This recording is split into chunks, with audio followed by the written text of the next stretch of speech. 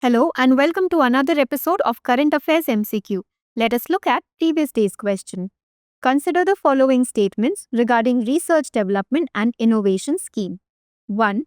The RDI scheme aims to promote private sector-led research in sunrise and strategic sectors by offering concessional funding and equity support. 2. The scheme provides for the creation of a deep tech fund of funds to support startups operating in high risk and strategically significant technology domains. Which of the statements given above are correct? A. 1 only. B. 2 only. C. Both 1 and 2. D. Neither 1 nor 2. The correct answer is option C.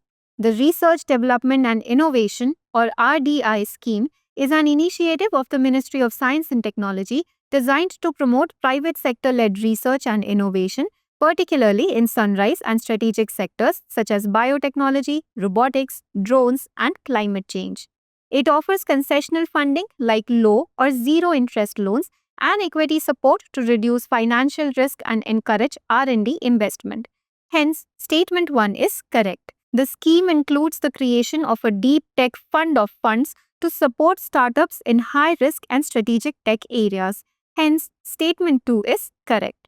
Hence, option C is the correct answer. Welcome, SSC aspirants.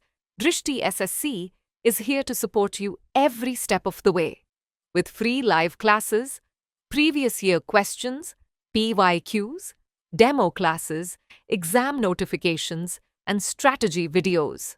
Whether you're starting your journey or looking to refine your preparation, we've got you covered. Subscribe to our channel and stay updated with all the resources you need to crack your SSC exams. For more details, call us at 8750187501. Now, let us look at the first question. With reference to the cooperative societies in India, consider the following statements. 1. The first 5-year plan from 1951 to 56 emphasized the promotion of cooperatives for community development. 2. The 97th Constitutional Amendment Act 2011 made the formation of cooperatives a fundamental right under Article 19. 3. The Union Ministry of Cooperation was established in 2021 to implement the vision of Sehkar Se Samriddhi and promote cooperative governance. Which of the statements given above is or are correct? A. 1 and 2 only. B. 2 and 3 only. C. 1 only. D. 1, 2 and 3.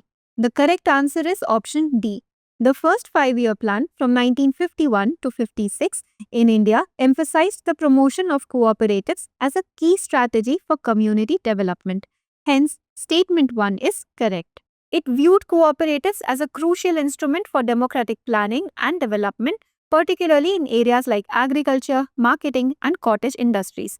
The 97th Constitutional Amendment Act of 2011 did make the formation of cooperative societies a fundamental right under Article 19, Clause 1, Subclause C of the Indian Constitution. Hence, Statement 2 is correct.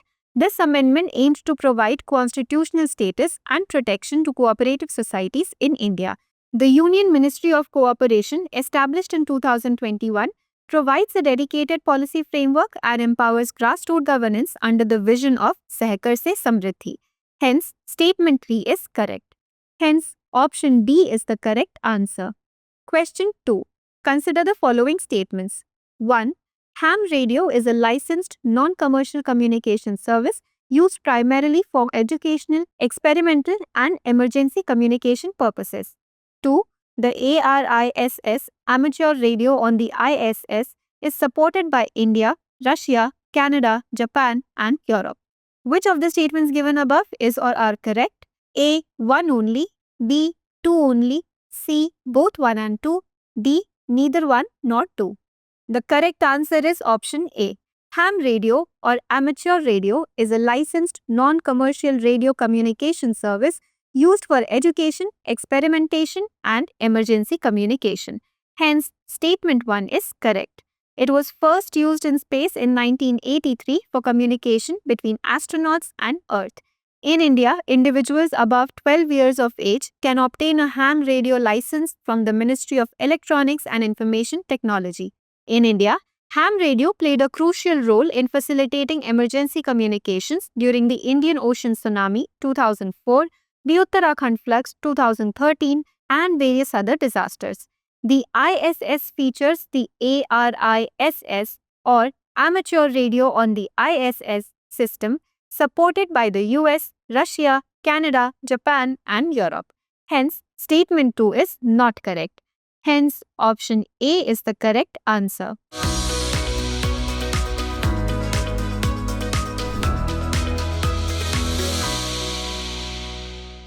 Question 3. Consider the following statements regarding the silver niobate energy storage material. 1. It is a lanthanum doped perovskite material that is lead free and suitable for eco-friendly energy storage applications. 2. It improves supercapacitor performance by increasing surface area and electrical conductivity, enabling faster charge-discharge cycles. Which of the statements given above is or are correct? A. 1 only, B. 2 only, C. Both 1 and 2, D. Neither 1 nor 2. The correct answer is option C. Lanthanum doped silver niobate energy storage material is an advanced nanostructured compound made by doping silver niobate or AgNbO3, a lead-free and eco-friendly perovskite material with lanthanum, a rare earth element. Hence, statement 1 is correct. This doping has reduced nanoparticle size, increasing the surface area for energy storage and improved electrical conductivity for faster charge-discharge cycles. Hence, statement 2 is correct. It also ensured excellent energy retention by 118% with no energy loss during use, 100% Coulombic efficiency. It is also environmental friendly, being lead-free and suitable for green energy applications. Hence, option C is the correct answer. Question 4. Consider the following statements related to the Paris Agreement. 1. It replaced the Kyoto Protocol and aims to combat climate change and limit global warming to well below 2 degrees Celsius above pre-industrial levels. 2. Under the agreement, each country is required to submit and update its nationally determined contribution every year. Which of the statements given above is or are correct? A. 1 only, B. 2 only, C. Both 1 and 2, D. Neither 1 nor 2. The correct answer is option A. The Paris Agreement is a legally binding global agreement under the United Nations Framework Convention on Climate Change or UNFCCC that was adopted in 2015, COP21. It replaced the Kyoto Protocol, which was an earlier agreement to deal with climate change. It aims to combat climate change and limit global warming to well below 2 degrees Celsius above pre-industrial levels with an ambition to limit warming to 1.5 degrees Celsius. Hence, statement 1 is correct.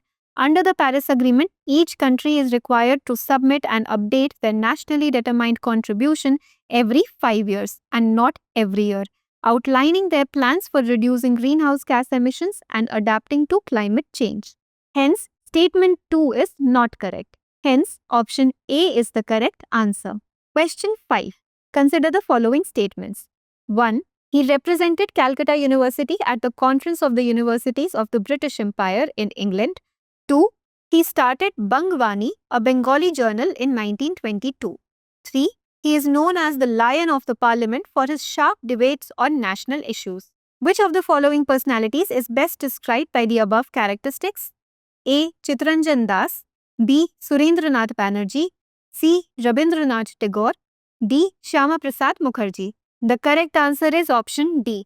Shyama Prasad Mukherjee was a distinguished academic, political leader and a staunch advocate for India's unity and nationalism.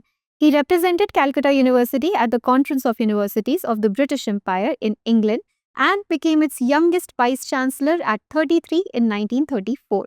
Alongside his academic achievements, he launched influential journals like Bangvani and The Nationalist. After independence, Mukherjee served as the Minister for Industry and Supply and played a vital role in establishing institutions such as the Chittaranjan Locomotive Factory and Sindri Fertilizer Corporation. His arrest during a protest against Jammu Kashmir's special status and his mysterious death in 1953 added to his legacy as the Lion of the Parliament, known for his sharp debates and unwavering stance on national issues. Hence, option D is the correct answer. Question 6. Consider the following countries. 1. Afghanistan, 2. Mozambique, 3. Saudi Arabia, 4. United Arab Emirates, 5. Gabon, 6. Thailand. How many of the above are members of the Organization of Islamic Cooperation? A. Only 3. B. Only 4. C. Only 5. D. All 6. The correct answer is option C. The Organization of Islamic Cooperation is the second largest organization after the United States with a membership of 57 states spread across 4 continents. It was established upon a decision of the historical summit which took place in Rabat, Kingdom of Morocco on 25th September 1969, following the criminal arson of Al-Aqsa Mosque in Jerusalem. Afghanistan is a founding member of the OIC, joined in 1969. Mozambique is a non-Muslim majority country, but it is a full member of the OIC due to its significant Muslim population and diplomatic alignment. Saudi Arabia is a key founding member and one of the most influential countries in the OIC. It hosts the OIC headquarters in Jeddah. The UAE is a full-time member of the OIC. Gabon is a non-Muslim majority country but is a full-time member of the OIC, reflecting its historical and diplomatic ties with the Islamic world. Thailand is not a full member of the OIC. It holds observer status due to its significant Muslim population in southern provinces. Hence, option C is the correct answer. Question 7. With reference to the Bhopal gas tragedy of 1984, consider the following statements. 1. Methyl isocyanate was the chemical involved in the Bhopal disaster. 2. The absolute liability legal doctrine was invoked in India post-Bhopal disaster to hold corporations strictly liable for hazardous activities. Which of the statements given above is or are correct? A. 1 only. B. 2 only. C. Both 1 and 2. D. Neither 1 nor 2. The correct answer is option C. The Bhopal gas tragedy occurred in 1984 when methyl isocyanate leaked from a storage tank at the Union Carbide India Limited pesticide plant in Bhopal, Madhya Pradesh. Hence, statement 1 is correct. In the aftermath of the Bhopal disaster, Indian jurisprudence evolved to address the inadequacy of the traditional strict liability rule from the English law. In MC Mehta v. Union of India, oleum gas leak case 1986, the Supreme Court of India laid down the principle of absolute liability. Under absolute liability, any enterprise engaged in hazardous or inherently dangerous activity is absolutely liable to compensate for any harm caused regardless of the fault or negligence and without exceptions. Hence, statement 2 is correct. Hence, option C is the correct answer. Question 8. Consider the following statements in respect of India's balance of payments. 1. The current account includes transactions related to trade in goods, services, income, and unilateral transfers. 2. The capital account records transactions that alter the assets or liabilities of residents vis-a-vis non-residents. 3. A BOP deficit implies that the total of current and capital accounts is negative, necessitating a drawdown of foreign exchange reserves. Which of the statements given above are correct? A. 1 and 2 only. B. 2 and 3 only. C. 1 and 3 only. D. 1, 2 and 3. The correct answer is option D. The current account includes transactions related to trade in goods and services, income like investment income, and unilateral transfers like remittances and aid. Hence, statement 1 is correct. The capital account in a country's balance of payments tracks transactions that lead to changes in the ownership of assets and liabilities between residents and non-residents. Hence, statement 2 is correct. Essentially, it reflects the flow of capital into and out of a country. A balance of payments or BOP deficit occurs when the sum of a country's current account and capital account is negative, meaning that the total value of goods and services and capital flowing out of the country exceeds the value of what is flowing in. This deficit necessitates a decrease in country's foreign exchange reserves as the central bank sells foreign currency to cover the shortfall. Hence, statement 3 is correct. Hence, option D is the correct answer. Question 9. With reference to Alzheimer's disease, consider the following statements. 1. The earliest and most severely affected brain region in Alzheimer's disease is the hippocampus. 2. Neurofibrillary tangles in Alzheimer's disease are composed of hyperphosphorylated tau protein. The endofomium test is used to confirm the diagnosis of Alzheimer's disease. How many of the statements given above is or are correct? A. Only 1. B. Only 2. C. Only 3. D. None. The correct answer is option B. Alzheimer's disease is a progressive neurodegenerative disorder that gradually impairs memory, thinking skills, and eventually the ability to carry out even the simplest tasks.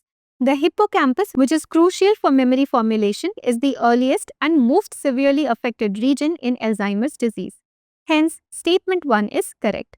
In Alzheimer's disease, neurofibrillary tangles are primarily composed of hyperphosphorylated tau protein. Hence, statement 2 is correct. This abnormal form of tau protein aggregates within neurons, forming tangles that contribute to neuronal dysfunction and neurodegeneration. The endofomium test is used for diagnosing myasthenia gravis. Hence, statement 3 is not correct. Hence, option B is the correct answer. Question 10. The report Financing Cities of Tomorrow is released by which of the following? A. World Bank. B. United Nations Human Settlement Program or UN Habitat. C. International Monetary Fund or IMF. D. Organization for Economic Cooperation and Development, OECD. The correct answer is option D. The report Financing Cities of Tomorrow was released by the Organization for Economic Cooperation and Development in 2024 to address the growing challenges of urban infrastructure financing in the face of rapid urbanization, climate change, and fiscal constraints. The report outlines 3 key strategies: new forms of urban planning to mobilize private finance for inclusive, resilient, and sustainable infrastructure, leveraging private investment to strengthen cities' capacity to invest, especially in a tight fiscal environment, mobilizing sustainable finance through instruments like green bonds, sustainability-linked bonds, and catastrophe bonds to support long-term urban development. Hence, option D is the correct answer. Now, let us look at a practice question. With reference to the emergency provisions in the Indian Constitution, consider the following information. We have the provision type, key trigger condition, and related article. 1. National emergency, war, external aggression, or armed rebellion. Article 352. 2.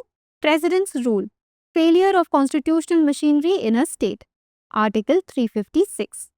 3. Financial emergency, threat to financial stability or credit of India or any part thereof. Article 360. In how many of the above rows is the information correctly matched? A. Only 1. B. Only 2. C. All 3. D. None. Please provide your answers in the comment section.